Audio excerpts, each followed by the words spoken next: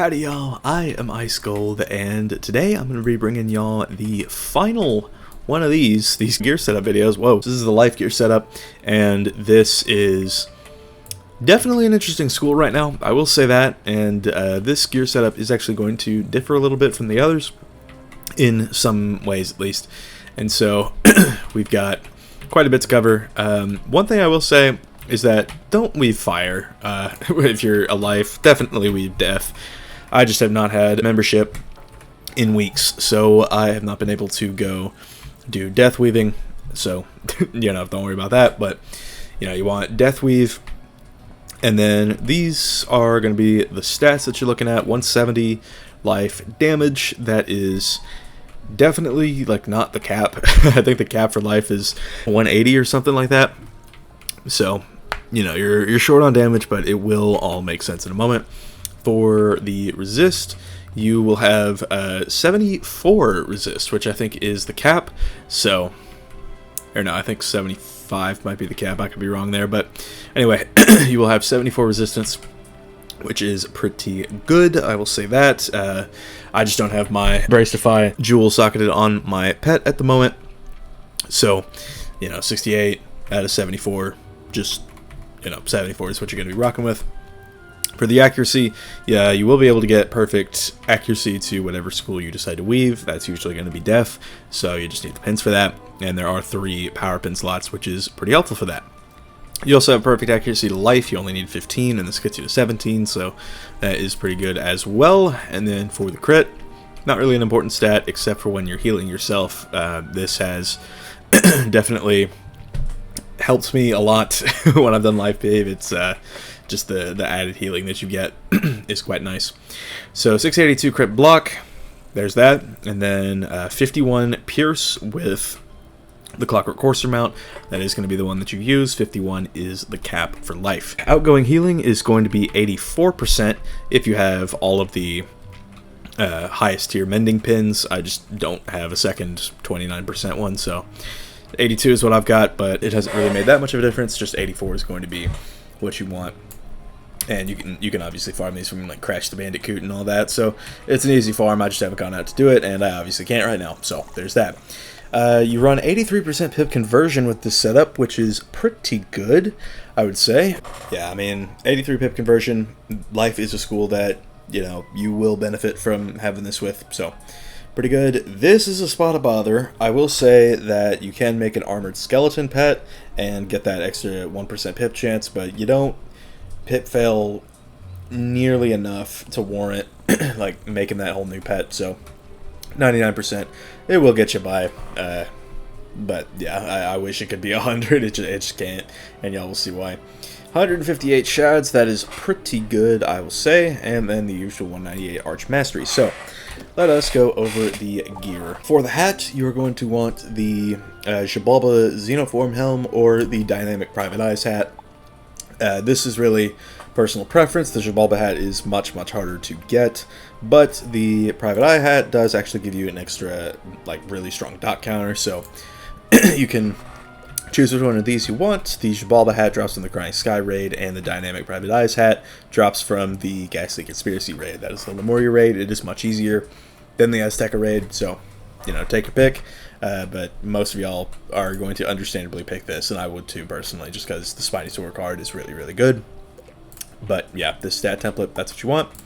For the robe, I am using Hunhao's Xenoform Male, and I do actually have the life robe, the Dynamic Crime Fighter's garb or whatever, in my bank somewhere. I just didn't go get it, so it's the exact same stats, but I like this one because it gives an extra centaur. The Lemuria raid robe gives an extra luminous weaver, so it's kind of either or, depending on what you want to be using, but I like the centaur personally just because it's an extra trap counter. For the boots, I use the Bold Dreamstalker boots. These do get you over to perfect accuracy and all that, so as well as the extra health. That is also quite nice. You do lose out on a bit of damage, but it is what it is. Small price to pay to, and I'll get to that. Get over that accuracy stat cap or whatever. It's not even a cap, it's just what you need. So the Stalker Boots, definitely what you want. These also give an 85% myth shield, so in the event you go up against a myth who is just stacking blade after blade after blade after blade after blade after blade after blade after blade after blade, then you can just whip this out when they strike, and it at least buys you some time, I guess.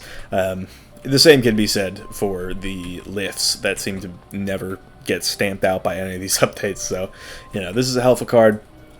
And then for the wand, I have Hunau's Xenoform Sword. There is also a similar one from the Lemuria raid. It's not even similar, it's the exact same. But this is what you want for that pip conversion rating. Just very, very good. And you also get some decent item cards as well, so kind of nice. I personally like this wand a lot. And then for the Athame, you've got the Jabalba Xenoform Athame. This also has a counterpart in the Lemuria raid.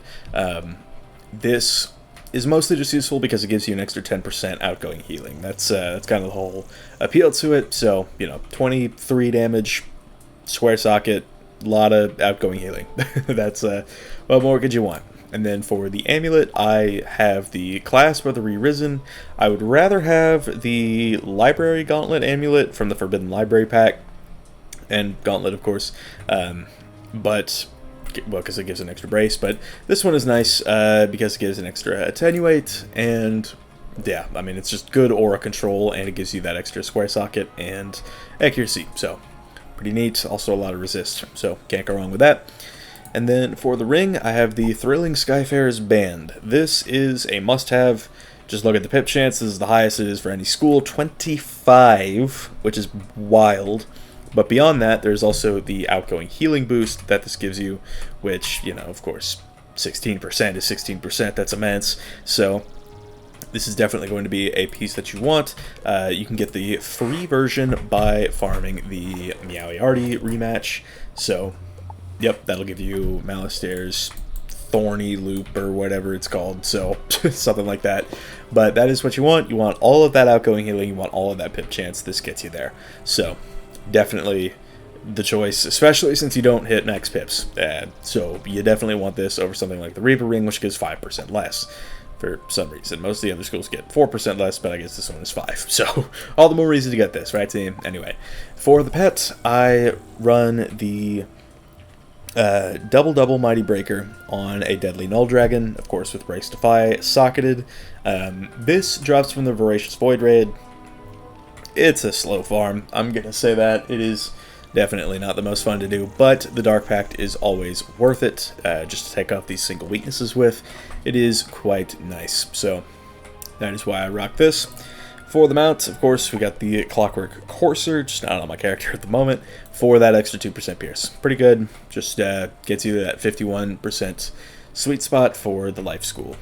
For the deck, I rock the Vivid Imperial Court deck.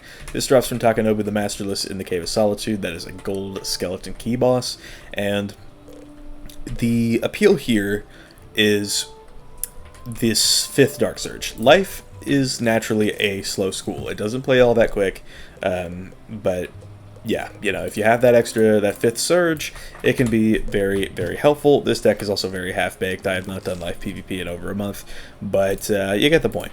So having these 4 Surgers in main, plus this 5th item card, very, very nice. So definitely the play, if you ask me. So I also need spell elements for a couple spells. Sick. Anyway, that is every single piece for the Life School. There are definitely some differences here, like the Dreamstalker boots as opposed to the Jabalba boots, and I mean, the Stalker boots, you really just want 2 shield pins for that extra outgoing healing. That's the main reason why I use this hat, and of course these boots, just something to get you that that healing pin, and that's what matters a lot, in my opinion. That is what, you know, reigns supreme as it does. There is the Aquila wand gives a triangle socket, so maybe you could tweak the setup and get, you know, well over 100% pip chance, as well as it maybe, well, no, actually don't use the Reaper Ring because you lose outgoing, but if I'm not familiar with the bow Gorgon Venom, which is what it's called, and the wiki does not have it yet, but You know, if it gives that pip conversion rating, if it's got similar stats to this and it gives a triangle socket, I recommend looking into that and trying to see just what you can do with it. So, yep, other than that, I think that is going to wrap up this setup. It's a little half-baked, but this character is far from being PvP ready for me. I do have the gear. The gear has not changed. It's just, like, you know, I just don't have spell emits and death weaving and all that, so I hope to bring this character back for PvP soon, just not sure when that'll happen. I need membership first, and it's looking like I'm not going to be getting that code from another community manager, so tough. But alright, that is going to wrap up this video, so thank y'all for watching. I've been Ice Gold. Be sure to like, subscribe, and leave like 50 comments for the algorithm. My Discord is down in the description if you want to chat with me some more, and I will see y'all later.